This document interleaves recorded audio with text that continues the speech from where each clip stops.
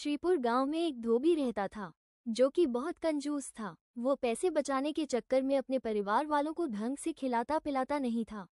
धोबी प्रतिदिन अपने गांव में घर घर से कपड़ों को इकट्ठा करके उसे धुलने के लिए नदी पर ले जाता। धुलाई से जो भी पैसे मिलते उसे बचाने के लिए धोबी नदी के किनारे एक पोटली में पैसों को डालकर जमीन में छिपा देता था।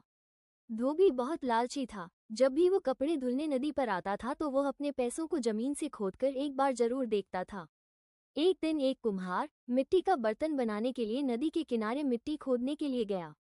उसे मिट्टी खोदते समय धोबी के पैसों की पोटली मिल जाती है, जिसे वो अपने साथ घर ले जाता है।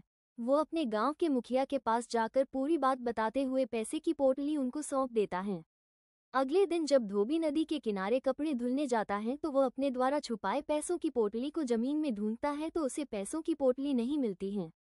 धोबी जोर जोर से चिल्लाने लगता है, मैं लूट गया, मैं बर्बाद हो गया। उसकी आवाज सुनकर एक चरवाहा उसके पास आता है। वो धोबी से पूछता है, क्या हुआ भाई, क्यों चिल्ला रहे हो? धोबी सारी बात उस चरवाहे से बताता है। चरवाहा धोबी से कहता है, कल जब मैं अपनी भेड़ों को पानी पिलाने नदी पर आया था तो तुम्हारे गांव के कुम्हार को इसी जगह पर मिट्टी खोदते हुए देखा था। हो सकता है तुम्हारे पैसों की पोटली कुम्हार को मिली होगी। धोबी कुम्हार के घर जाता है, उसके ऊपर पैसे चुराने का आरोप लगाता है। कुम्हार धोबी को लेकर गांव के मुखिया के पास जाता है। मुखिया के पास पहुंचकर धोबी गुस्से से लाल पीला होते हुए कुम्हार के बारे में भला बुरा कहता है और उसके ऊपर चोरी का इल्जाम लगाता है। मुखिया धोबी की बातों को सुनकर धोबी को कुम्हार के ऊपर चोरी का इल्जाम लगाने के लिए फटकार लगाता है। उसे कहता है, कुम्हार ईमानदार हैं। कल जब मिट्टी की खुदाई करते समय उसे पैसे से भरी पोटली मिली थी, वो ईमानदारी से मुझे सौंप गया था। ये लो तुम्हारे पैसे की पोटली।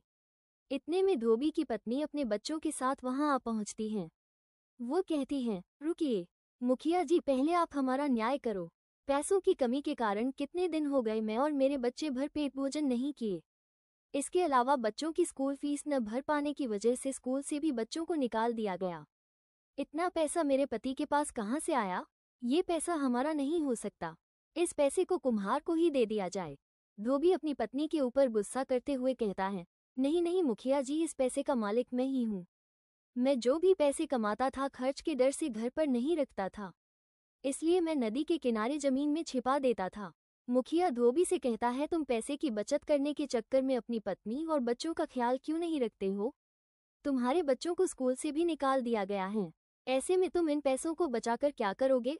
मुखिया अपना फैसला सुनाते हुए कहता है, आज से तुम्हारे घर को तुम्हारी पत्नी चलाएगी। तुम जो भी पैसे कमा कर लाओगे उससे तुम्हारी पत्नी घर का खर्च चलाएगी। इस तरह से धोबी की कंजूसी छूट जाती है। उसके बच्चे फिर से स्कूल जाने लगते हैं। अब धोबी के घर खाने पीने की अच्छी व्यवस्था हो जाती है। नैतिक शिक्षा, जरूरत से ज्यादा कंजूसी अच्छी नहीं होती है।